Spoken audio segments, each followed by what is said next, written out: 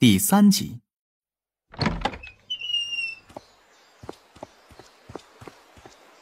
刚才那真的是关于保密的大道誓言吗？走出草庐的时候，兰陵娥那双宛若黑珍珠一般的眸子有点失去了颜色，整个人也是东倒西歪，脚步都有些虚浮。培元凝虚丹没有任何毒性，药性也十分温和，尚未修行的凡人也可以用来补元气。谢师兄。兰陵娥怯生生地应了一句，接过丹药，侧身放到小嘴中。这丹药触碰到口中津液就瞬间融化，宛若一口甘甜的清泉，让她忍不住发出一声轻哼，瞬间打起了精神。入口就化了，好清凉的感觉。这个小师妹确实是挺可爱的嘛。以后呢，你也是小琼峰的一份子了，我先带你在周围逛一逛，熟悉熟悉环境。稍后等师傅过了药劲儿，等师傅打坐完，应该会给你传授入门心法。如果修道有什么不明白的，可以随时来问我。谢谢师兄。来，先来看看湖里面养的鲮鱼吧，这可都是好东西，也是咱们小琼峰资产的重要组成部分。兰陵娥连忙跟了上去，踩在柔软的草地上，踮着脚朝着湖内眺望。湖水异常的清澈，里面那一条条的游鱼轻松自在，无忧无虑地嬉戏着。看那几条五彩斑斓的鲮鱼，漂亮吗？哇，真的好漂亮啊！兰陵娥重重地点点头，也被这些鲮鱼吸引了心神，不断地发出轻轻的赞叹声。就听一旁传来自家师兄那温柔的嗓音：等你练出第一口气了，咱们就开个鲮鱼宴。这种五彩鳞片的鲮鱼名为鲮尾，不仅味道鲜美，无论煎蒸烤炸都是1等1的美味。更难得的还能为炼气师提升第一口灵气的质量。要吃的吗？不然养他们做什么？开饭了！李长寿左手扬起，袖袍挥舞，撒出去一把米粒。一条条鲮鱼从四面八方游过来，湖边也顿时热闹了起来，看得兰陵娥双眼一阵放光。给，这里是鱼食，你要是喜欢的话，以后每天喂鱼的使命就交给你了。谢谢师兄。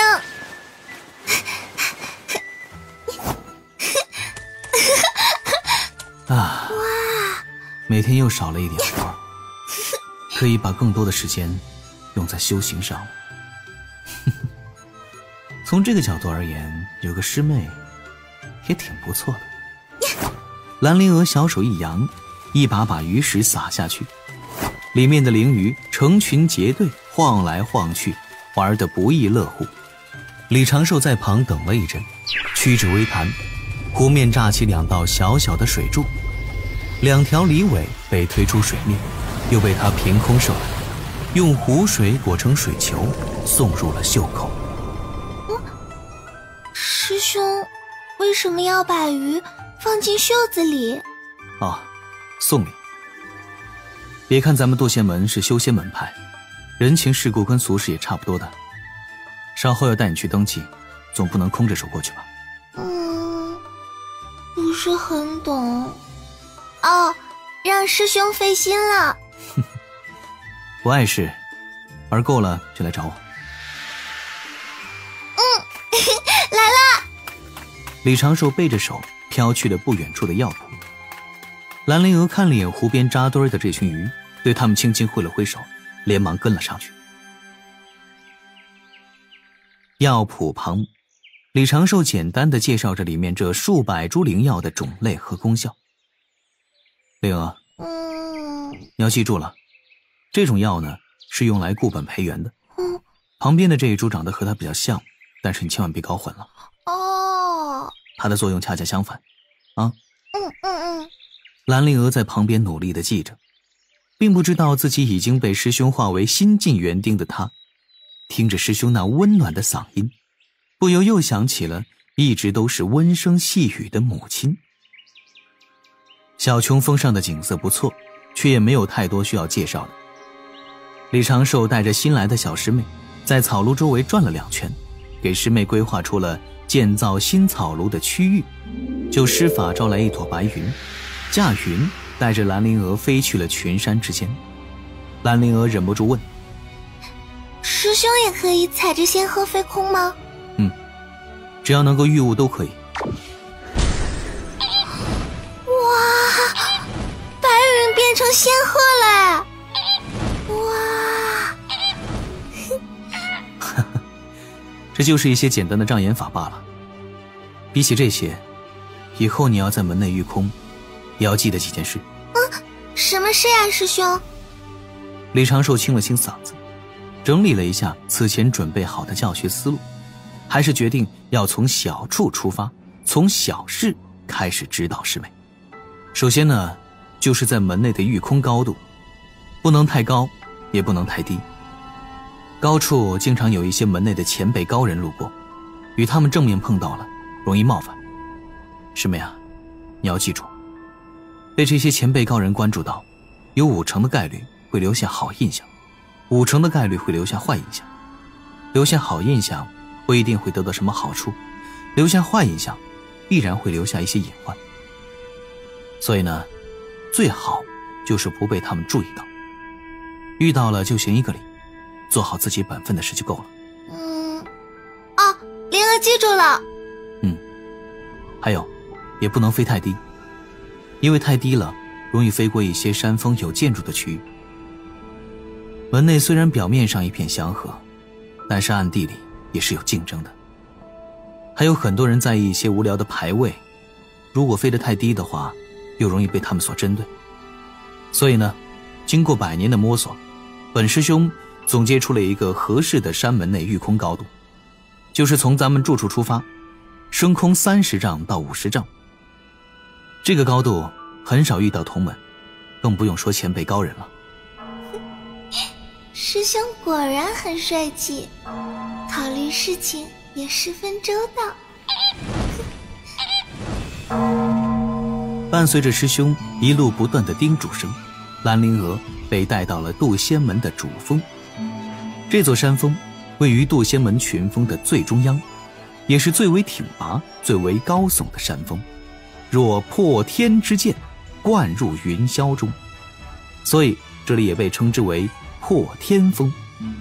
破天峰峰顶有一座仙殿，那是掌门和诸位长老、峰主议事之地，平日里也是禁飞区，门人弟子没有特许不可接近。在破天峰半山腰的位置，有一片依山势而建的楼阁殿宇，这里每日都有诸多人影走动。经过师兄的介绍，灵娥也了解到了，这里是渡仙门处理门内事务的办事处，各峰弟子们都要来这里领取每个月的月供，并且定期汇报自己的修道进展。走在此地的青石路上，兰陵娥惊喜地发现自己和师兄仿佛隐身了一般，在此地有形形色色的同门，却没有一道目光会落在他们的身上。就算偶然有人的视线会看向这边，也都会平滑地掠过。李长寿的嗓音在灵娥耳中响起，依然在孜孜不倦地教诲着。灵娥啊，你要记住了，不被人关注，降低自己的存在感，就是避免沾染因果的最好方式。我改良了一门隐藏自身气息的道术，等你修为入门了，就传授给你吧。谢谢师兄。不用，这都是师兄应该做的。啊，前面就是百饭店了，我们进去吧。哟，这不是长寿师侄吗？弟子长寿，见过师叔。禀师父叮嘱，此次前来是为我这师妹登录名册的，领取身份牌和月供。哦，这是弟子的一点心意，望师叔笑纳。哟，长寿师侄客气了，区小事嘛。那个不如长寿师侄留下来，一起用个午膳嘛。店内，兰灵儿看着自己师兄摸出那2条灵鱼，跟一位负责门内登记的中年道长热络地话着家常，忍不住眨了眨眼。哇，师兄他好成熟的说。